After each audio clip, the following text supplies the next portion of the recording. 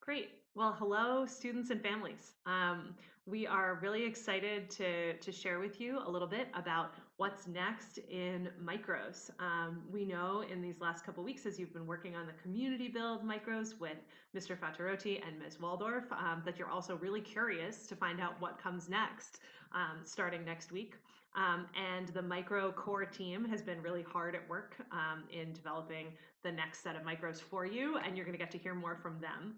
Um, but we also want to start with giving a little more context before we get into the specifics of what's next in micros, because the fact of the matter is we're 6 weeks in, and for many of you, as we've plunged you right into your first few macro challenges, into the introductory micros, we know that you may be wondering, like, where is this all going, and how do all of these things relate and fit together? So we wanted to share a little more. It felt like the right time to share with you a little more of what the big picture goal is, what you're working toward.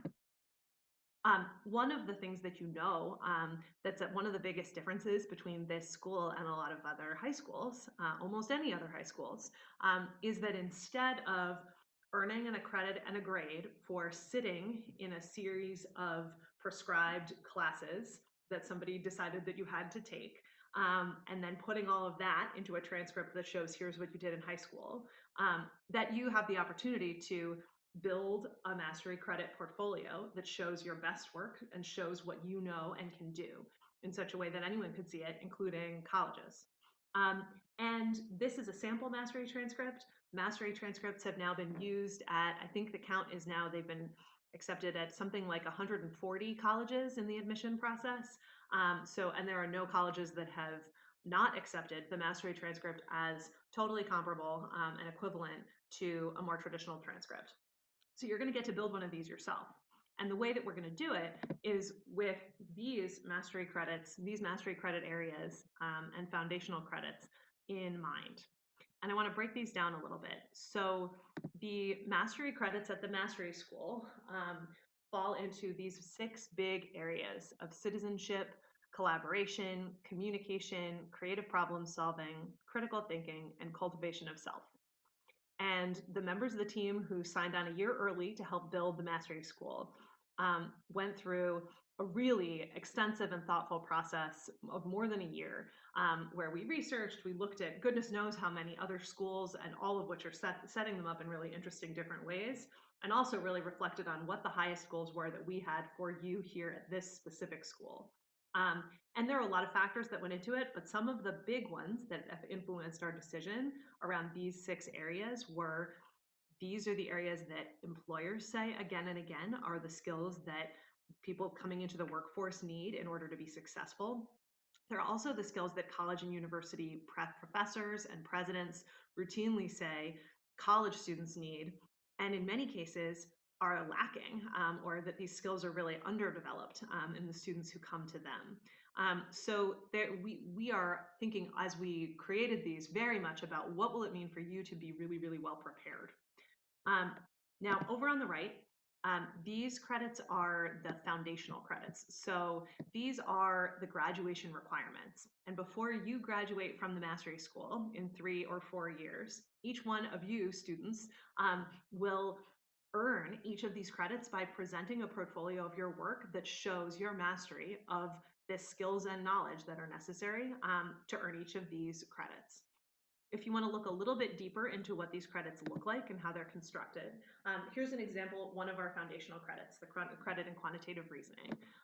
So you can see here the description, which says, I reason quantitatively to identify numerical patterns in data, make use of mathematical structures to describe those patterns, and leverage quantitative analysis to drive decision making. And you can see below there are indicators. So what does it look like when someone is practicing this skill? And there are a lot of indicators here, things like I can create equations or functions that model patterns in data. Or I could describe data quantitatively and qualitatively, making use of appropriate statistical measures. And if you're looking for some examples of what kinds of work a student could submit in order to demonstrate this skill, we have portfolio guidelines. So these show examples of the kinds of artifacts or evidence of learning that a student might submit that would constitute evidence of mastery of quantitative reasoning. And you'll see there's a wide range, and different students are going to have different pieces of evidence. So it could be anything from a geometric sequence used to generate interesting fractal artwork to a system of equations that a student needed to manipulate and solve in order to optimize a system. There's a lot of range. So as your teachers, a big part of what we are thinking about is how do we give you the opportunities to practice and develop and learn these skills in your macros, in your micros, in your intensives, so that you will be able to earn these foundational credits.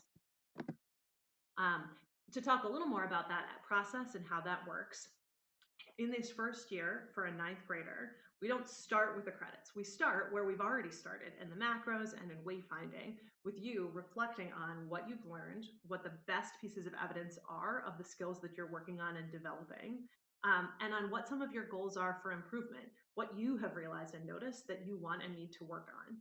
And in a few weeks, we'll have the opportunities for you to meet with your family, with your wayfinding mentor, and with either me or Mr. Fattaroti, for you to be able to share some about that, how that's going, what you've done that you're really proud of, and what you're working on. Then later in the year, in the winter, we'll have an opportunity for a winter progress check, which is in some ways a little bit more of a formal presentation where you've done some more work and you have a chance to really identify, articulate, and present what it is that you are most proud of and what you're working on next in a wider array of areas. And then finally, after winter progress checks, you'll have the opportunity to start to work a little bit toward what it might be like to present a credit portfolio for submission, for review, such that by the time in the fall of your 10th grade year, you have the opportunity to apply for credits, you're really, really well prepared.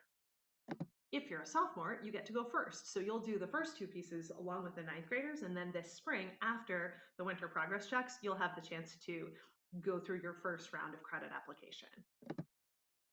And once you start to earn these foundational credits, the whole universe of advanced credits starts to open up. And that's part of what's really exciting here. So in these 6 mastery credit areas, we've identified what we're calling a starter set of a few advanced credits per area that could be ones you might pursue. So in citizenship, it could be what does it mean to be a community neighbor and working really actively and in partnership with a community partner locally to develop some project that's important to them. Or solution implementation in the creative problem solving area, where you might take something you've been working on in a macro or a micro and actually build it out and see it through to fruition. And if there are things that you're interested in that aren't here, that's great. We, the faculty, are going to continue to build out advanced credits, and we're going to ask for your help. So if there's something that you want to do that involves some kind of modeling of dynamic systems and using advanced calculus, and there's no credit for that yet, then we might ask you to help us write it. And then eventually, when this whole set of advanced credits that you earn will be a reflection of truly, uniquely, what you've chosen to pursue, where your greatest strengths are, and will be able to reflect you in all the ways that you're different from anybody else.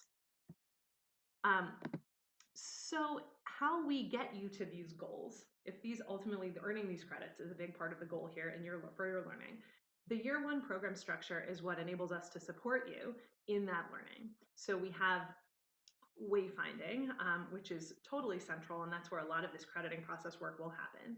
We have your macros, where you're working in teams on challenges with partners. You have your intensives, which you just have been part of the registration for, where you'll have a chance to go deep on one area for 3 weeks.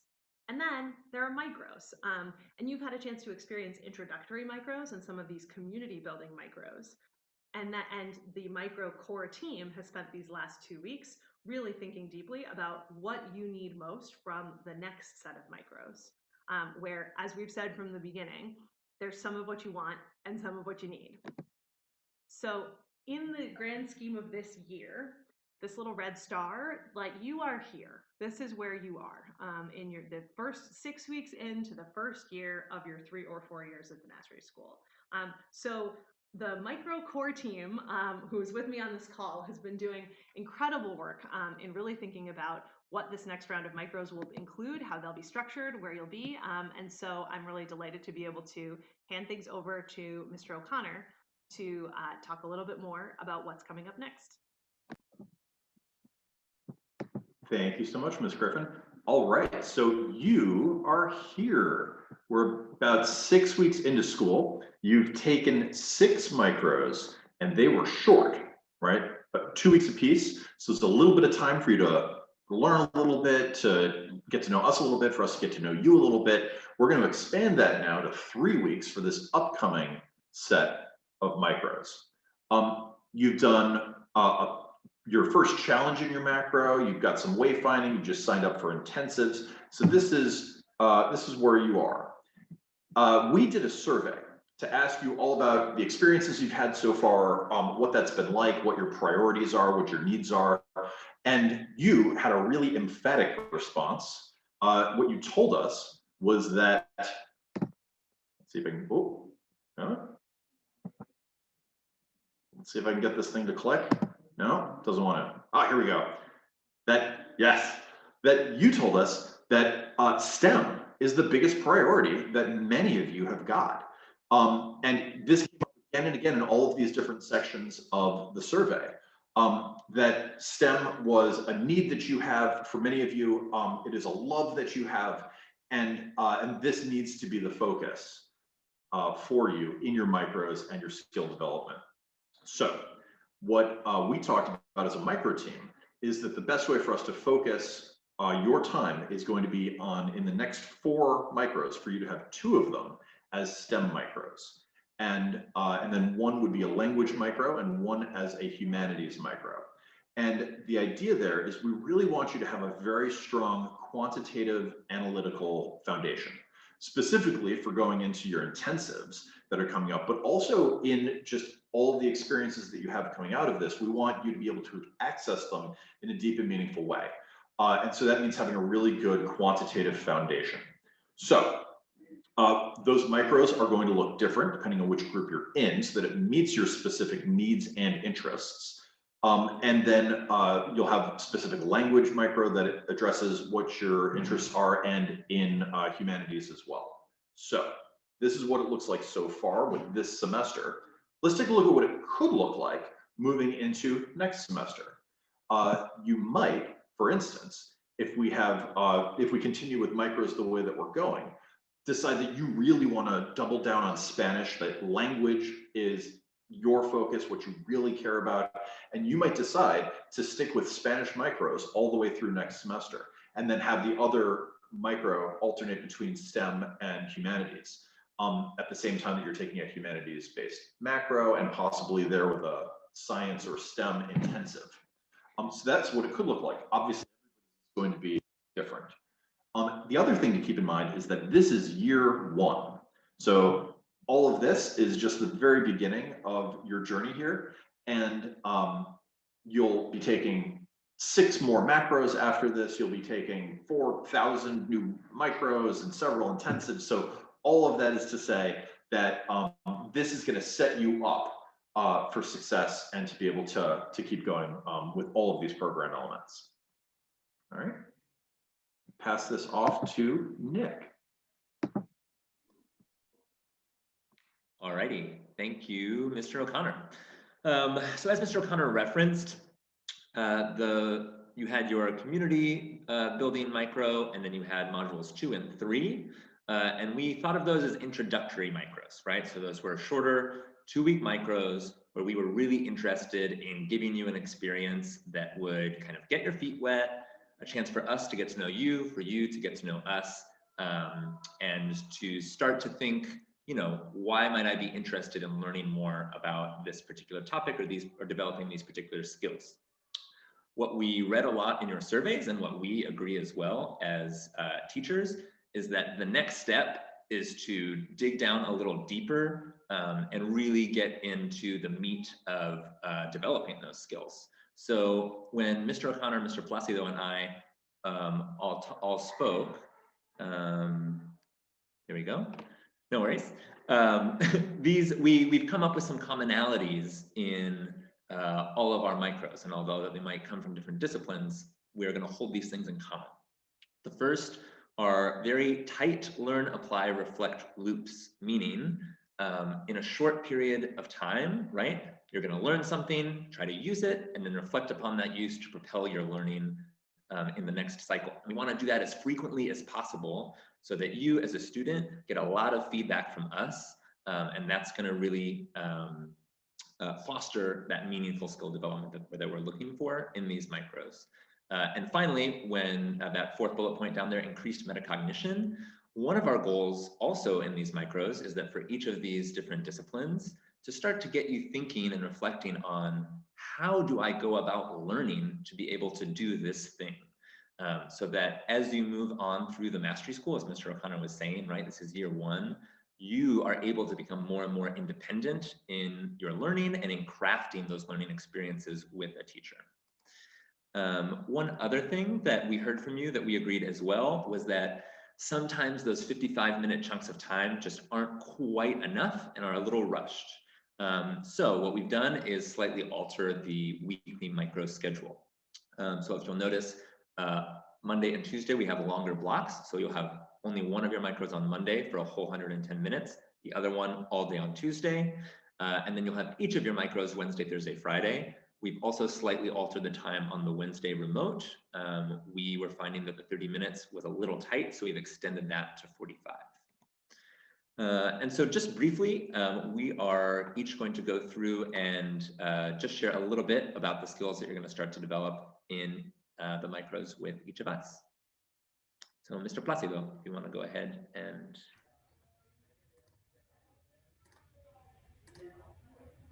So hello everyone. Again, like keeping everything in mind. We're gonna basically focus on data science, give you the basic, and give you opportunity to dive into it and experience what data is and how you use it and how you manipulate it. Go ahead, Mr. Chu. Yep. And then in the language learning micros, so in the initial micro, the focus was on cultural exploration and then tying in the start of language learning. And this time, obviously, we're still going to be exploring culture, but the bulk of our effort and the main focus is really going to be to jumpstart that language learning process. So to set some very clear goals of what we want to be able to do in our language, and to work to try to reach them and reflect on them moving forward. Mr. O'Connor? And in the humanities micros, each one will have its own area of focus depending on the interests of the students, but the thing that they'll all have in common is writing. So we're going to be doing writing over and over again, practicing different kinds of writing, getting feedback on writing so that there's a really clear before and after picture of what your writing looks like.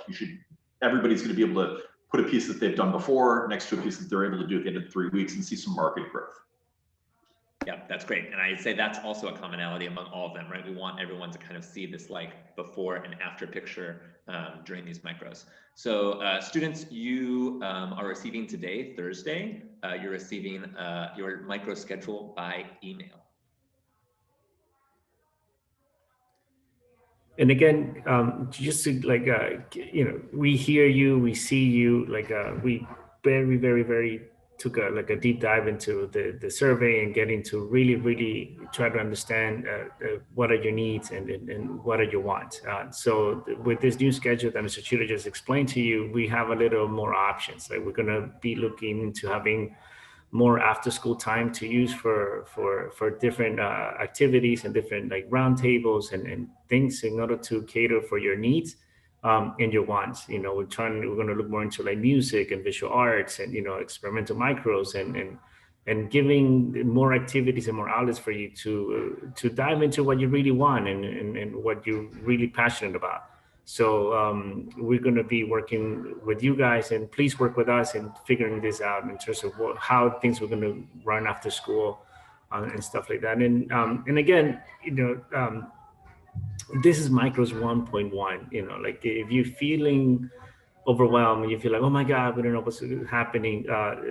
Please know that we are very purposely taking your well-being as our first priority. Like we want to make sure that not only at the end of this micros, but at the end of your first year or 4 years at mastery school, not only that you have a strong foundation, but that you are a master of what you have.